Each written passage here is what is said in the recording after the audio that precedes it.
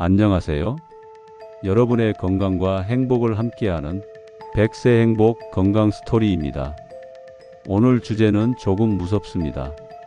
하지만 꼭 말씀드려야 합니다. 바로 낙상 넘어짐입니다.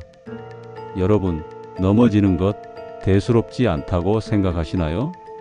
아이고, 그냥 조금 다쳤지. 나이 들면 자주 넘어질 수도 있지. 하지만 아닙니다. 낙상은 노년기의 가장 큰 시한폭탄입니다. 한 번의 낙상이 여러분의 인생을 송두리째 바꿀 수 있습니다. 첫 번째 사연입니다. 서울 강동구에 사는 72세 이모 할머니. 평생 가족들을 챙기며 살다가 이제 혼자 집안일을 도맡아 하고 계셨습니다. 어느 겨울 아침, 씻고 나서 따뜻한 차나 한잔 해야지. 평범한 하루의 시작이었습니다. 하지만 욕실 바닥에 남아있던 물기를 보지 못하고 순간 발이 미끄러졌습니다. 에구머니나. 할머니는 등을 세게 부딪히며 주저앉았습니다. 처음에는 조금 아프다, 괜찮다 하셨습니다. 하지만 시간이 지나자 허리가 도저히 움직이지 않았습니다. 병원에서는 척추 압박 골절 진단이 나왔습니다. 그 뒤로는 침대에 누워 지내야 했습니다. 며칠 만에 근육이 빠지고 숨쉬기가 힘들어지면서 폐렴이 찾아왔습니다. 내가 이렇게까지 될 줄이야. 할머니는 눈물을 흘리셨습니다. 두 번째 사연입니다. 강원도에 사는 80세 김모 어르신. 부지런한 성격으로 아직도 새벽 시장에 가곤 했습니다. 어느 날 새벽 길가에 얇게 얼어있던 눈 위에서 발이 미끄러졌습니다. 주변 사람들의 도움으로 응급실에 실려왔고 진단은 대퇴골 골절. 수술은 잘 되었지만 이후부터 치매 증상이 빠르게 진행되었습니다.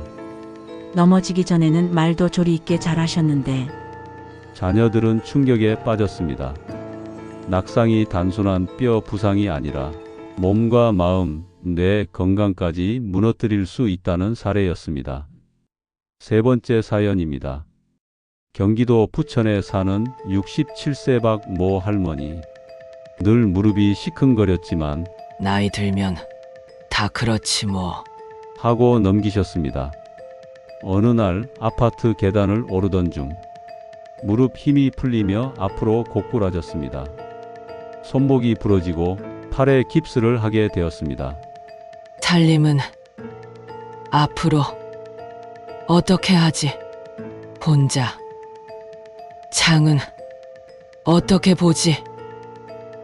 박 할머니는 눈물을 흘리셨습니다. 그날 이후 독립적으로 생활할 수 없게 되었고 자존감은 무너졌습니다. 작은 사고가 인생 전체를 바꿔버린 것입니다. 여러분, 왜 낙상이 이렇게 치명적일까요?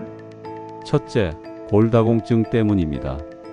나이가 들면 뼈는 속이 비어가고 작은 충격에도 쉽게 부러집니다. 둘째, 움직이지 못하게 되는 것 때문입니다. 골절로 누워있게 되면 근육이 빠르게 줄어듭니다. 3일만 누워 있어도 허벅지 근육은 10% 이상 줄어든다는 보고도 있습니다.